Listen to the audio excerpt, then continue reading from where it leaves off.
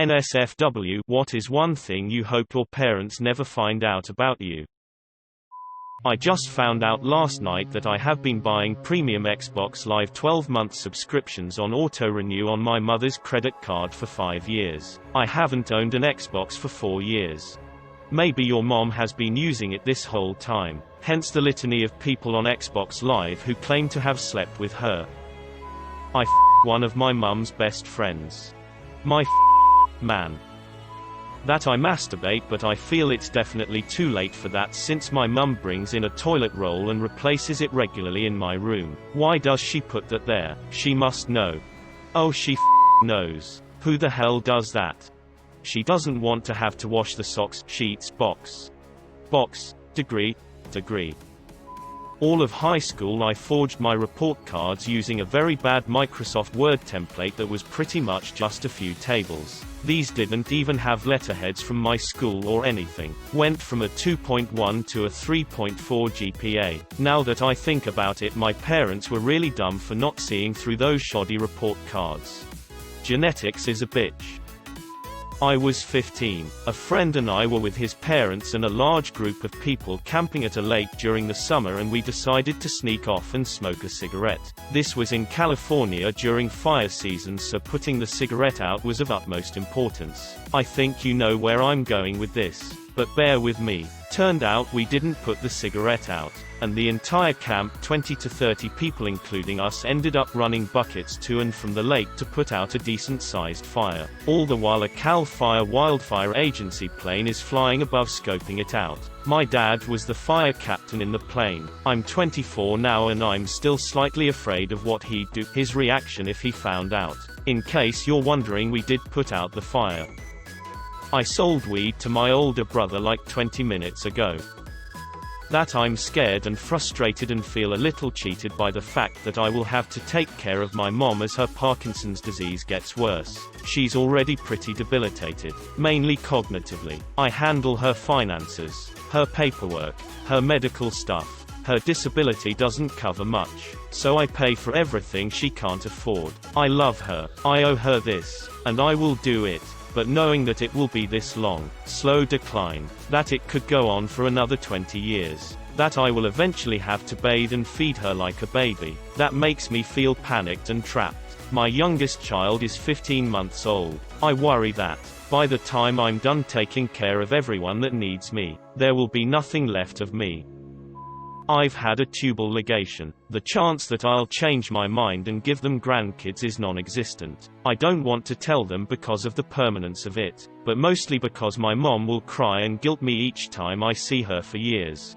Having kids should be a choice. It's pretty sad when it is forced onto people that can't even pay for the child. Man, am I boring.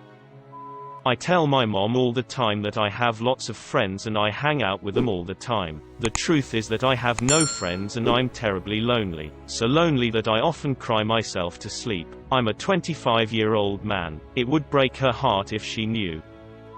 I'm 62 and my parents have been gone for a long time. I think they never knew I was growing hydroponic pot in the backyard in my electronics lab in the 70s. Maybe they knew, and just kept quiet and left me alone. I suspect they never knew. I had sex with my childhood best friend's mother. They called me out and I denied it. Just because you denied it doesn't mean they believed you. Nope. I first tried anal in my mom's bed. Hey, look, a journalist.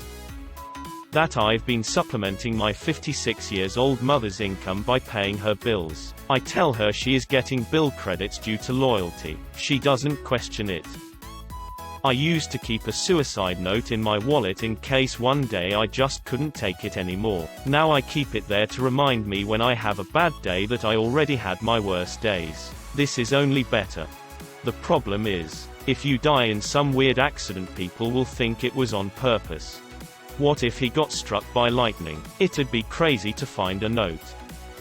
Moved to South Florida a month ago. They think I had a job post-college graduation. I moved to get away and experience something new. No job.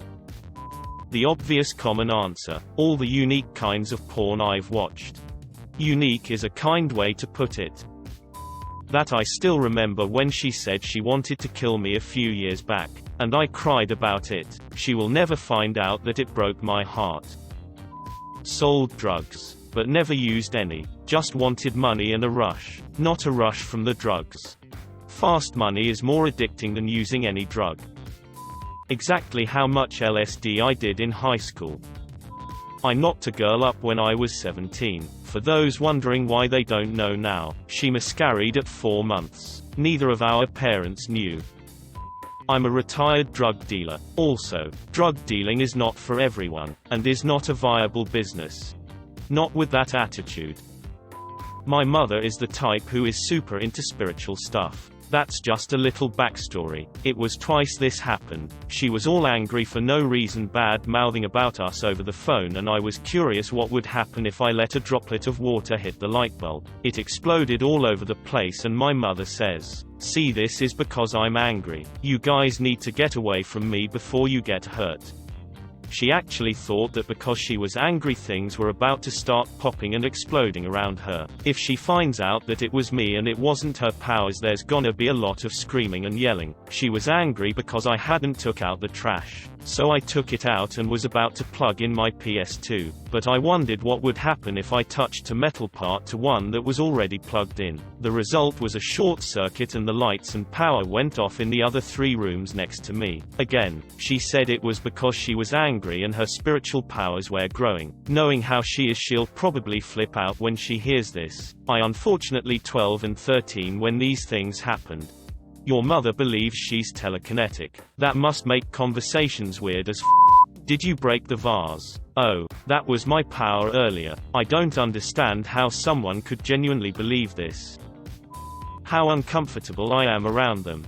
I feel sorta the same way. Whenever I'm with my mom, I don't feel or act like myself. With my dad I act a little more like myself. But I just feel like I'm getting judged by my parents and it just feels awful. Sometimes I go outside without a jacket. That the reason my closet rod is crooked is because I tried seeing if it was strong enough to hang myself on. It wasn't. I thought closet rod was referring to your penis. The real reason of why I can't go to the produce part of the store. Why? Okay, late to the party and it's not mine, but I've been wanting to share this story for a long time. Back in the late 90s there was a local election. I don't remember who the candidates were. I grew up on a cul-de-sac.